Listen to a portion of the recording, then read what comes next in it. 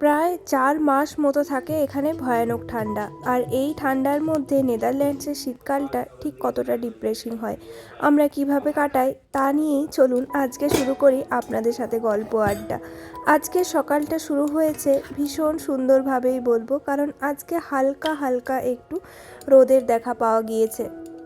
সকালে ঘুম থেকে উঠে ফ্রেশ হয়ে ঘরের টুকটাক সমস্ত কাজ সামলে এখন এসেছি ব্রেকফাস্ট বানানোর জন্যে। আজকে ব্রেকফাস্টে বানাবো পাও ভাজি, যার জন্যে দুটো মতো আলু সেদ্ধ করেছিলাম আর যেটা ফ্রিজে রেখে দিয়েছিলাম আলুগুলোকে। তাহলেই সকালের সময়ে কাজটা অনেকটাই এগিয়ে থাকে আর ঝটপট বানানোও হয়ে যায়। তারপর আলুর মধ্যে পেঁয়াজ, ধনেপাতা, ভাজা মশলা আর অল্প পরিমাণে জোয়ান দিলাম। এরপর চলুন ভালো করে মাখিয়ে নিই। নেদারল্যান্ডসের শীতকাল শুধু যে আমার কাছে এরম সেটা নয়, সবার মুখেই আমি একই কথা শুনি যে এখানকার শীতকাল ভীষণ ডিপ্রেসিং, যার প্রধান কারণ এখানকার দীর্ঘ অন্ধকার দিন আর স্যাঁতসেঁতে আবহাওয়া। অল্প পরিমাণে বেসন নিয়ে নিলাম, এর মধ্যে একটু নুন দিয়ে ওই যেরমভাবে বেগুনি বানাই ঠিক সেরম কনসিস্টেন্সিতে রাখবো। এখানে না ডিসেম্বর আর জানুয়ারিতে সূর্যের আলো পাওয়া খুব কঠিন। গড়ে দিনে মাত্র কয়েক ঘন্টায় আলো থাকে। এই দীর্ঘ অন্ধকার মানুষের শরীরে মেলাটোনিন বাড়িয়ে দেয়, যার ফলে আমরা সব সময় একটা ক্লান্তি বিষণ্ণতায় থাকি। আর অন্যদিকে যে সমস্ত জায়গায় রোদ ওঠে, যেমন আমাদের ইন্ডিয়াতে, আমাদের শরীর থেকে সেরাটোনিন নিঃসৃত হয়, এর ফলে আমাদের মুড ভালো থাকে। দেখবেন যেদিন একদম রোদ ঝলমলে আবহাওয়া থাকে সেদিন মন এমনিতেই ভালো থাকে, আর যখনই একটু মেঘলা হয় তখনই মনও কেমন যেন মেঘলা হয়ে যায়। আর এখানে তো সব সময়ই মেঘলা। এই তো গেল রোদের গল্প, এখনো তো আসল গল্পই বাকি আছে, এখানকার হাড় কাঁপানো ঠান্ডা। ঠান্ডা তো আছেই, তার সাথে আবার অনবরত ঝিরিঝিরি বৃষ্টি, মেঘলা আবহাওয়া, চারিদিক কুয়াশাচ্ছন্ন আর তীব্র বাতাস। এখানে যেহেতু আমরা সমুদ্রের খুবই কাছে থাকি, তাই বাতাসটা ভীষণ পরিমাণে হয়। এত সব সামলেও যদি আপনি ভাবেন যে ঘর থেকে বের হবেন, সে সময় শুরু হবে আর এক যুদ্ধ।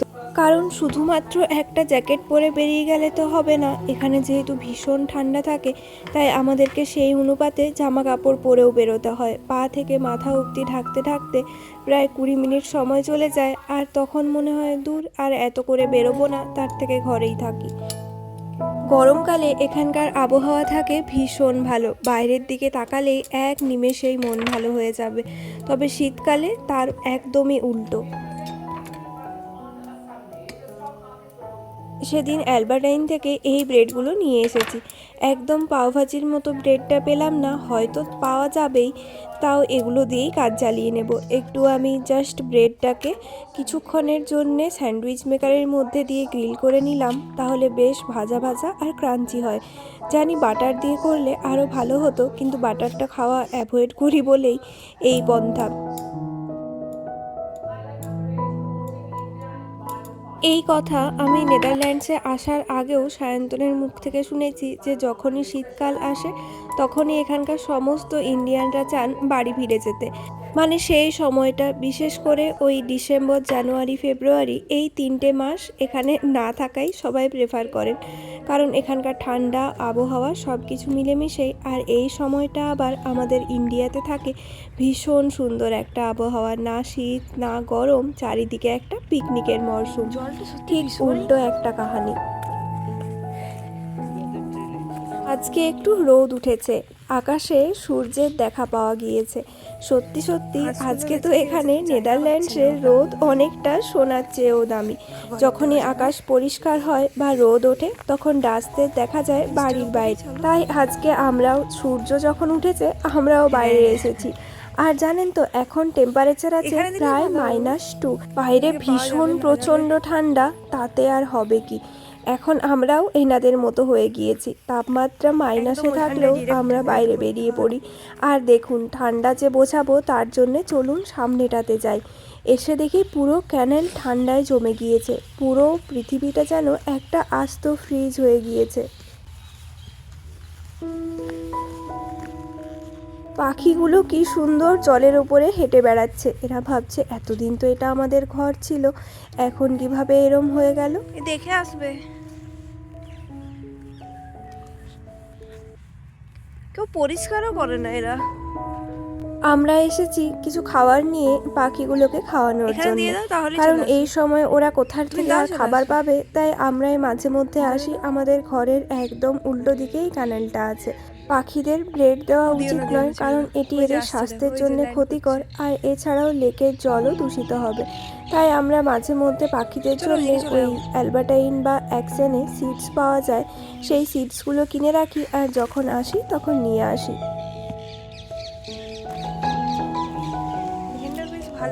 এমনিতেই হাঁসগুলো না সব সময় জলেই থাকে, আজকে যেহেতু জমে গিয়েছে তাই ভয়ে ওরা আর জলে নামছেই না।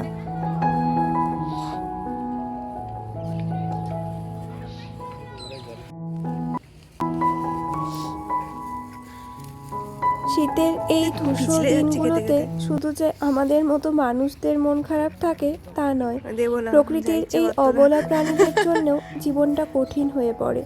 লেকের জল যখন বরফ হয়ে যায় তখন তাদের স্বাভাবিক খাবার পাওয়া অসম্ভব হয়ে দাঁড়ায়। তাই আজ আমরা ওদের জন্য কিছু খাবার নিয়ে এসেছি। নেদারল্যান্ডের এই হাড় কাঁপানো ঠান্ডায় এই ছোট ছোট কাজগুলোই আমাদের মনে প্রশান্তি দেয়। আর এখানে যেহেতু আমাদের বাড়ির কেউ নেই, তাই এই পাখিগুলোকেই নিজেদের ভীষণ বেশি আপন মনে হয়।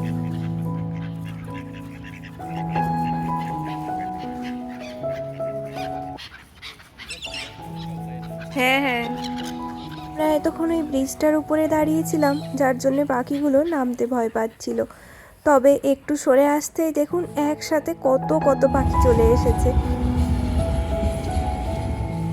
শীতকাল দেখাতে গেলে শুধুমাত্র দিনের বেলাটা দেখিয়ে রাতটা না দেখালে কেমন যেন অর্ধেকটা দেখানো হয়েছে। তাই ভাবলাম এখানকার রাতগুলো শীতের কেমন হয় সেটাও আপনাদের সাথে শেয়ার করি। আসলে সারাটা দিন যেহেতু এখানে সূর্যের আলো সেরমভাবে পাওয়া যায় না, তার জন্যে এনারা রাতটাকে আলোয় আলোকিত করার জন্যে চারিদিক সুন্দর আলোকসজ্জা করে রাখেন। এত লোক কোথার থেকে আসছে এরকম গলায় কি সব পরে নিয়ে। এখানকার রাত তো অনেক দীর্ঘ হয় এই শীতকালের সময়গুলোতে, আর যদি চারিদিক আলোয় আলোকিত থাকে তাহলে এই দীর্ঘ রাতের একঘেয়েমি কেটে যাবে এই আলোকসজ্জায়। ওই দিকটা একটু গেলে হতো। এই জায়গায় দাঁড়িয়ে আমার একটা কথা ভীষণ মনে হচ্ছে যে নেদারল্যান্ডসের শীতকালটা আসলে অন্ধকারের বিরুদ্ধে আলোর যুদ্ধের মতো। যখন প্রকৃতি সূর্যকে কেড়ে নেয় তখন এখানকার মানুষ তাদের শহরকে হাজারো রঙে মুড়িয়ে দেয়, সেই অন্ধকারকে হার মানায়। সত্যি মানুষ কি না পারে, তবে সূর্যের আলোর কাছে এই সব তো কিছুই না। শুধুমাত্র সেটা পূরণ করার জন্যেই এনারা কত রকমের পথ অবলম্বন করেন। শুধুমাত্র যে মিউনিসিপ্যালিটি থেকে রাস্তাঘাট এত সুন্দরভাবে সাজানো হয় তা নয়, আসলে নেদারল্যান্ডসের রাস্তায় হাঁটলে মনে হয় প্রতিটি বাড়ি যেন এক একটি লাইট মিউজিয়াম। আসলে সবাই না এখানকার বাইরের অন্ধকার যেন ঘরের মধ্যে ঢুকতে না পারে, তাই প্রতিটি বাড়ি এনারা ভীষণ সুন্দর লাইট, ফেয়ারি লাইটস দিয়ে সাজিয়ে রাখেন, যাতে ঘরটা ভীষণ আলোকিত হয়।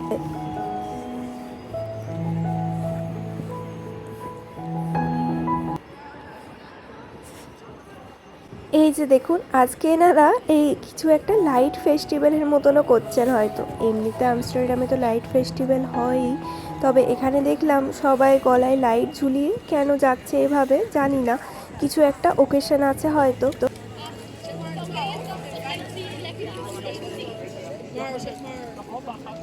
পুরো শীতকাল জুড়ে এরম বিভিন্ন ধরনের ফান অ্যাক্টিভিটি এনারা করতেই থাকেন।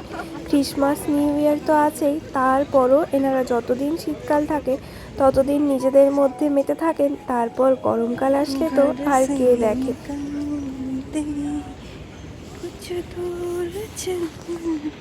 বাইরে কিন্তু ভীষণ ঠান্ডা আছে, তবে এত সুন্দর আলোকসজ্জা ডেকোরেশন দেখে এক নিমেষেই মনটা ভালো হয়ে গেল। চলুন এরপরে দোকানে যাব, কিছু শপিং করে বাড়ি ফিরব।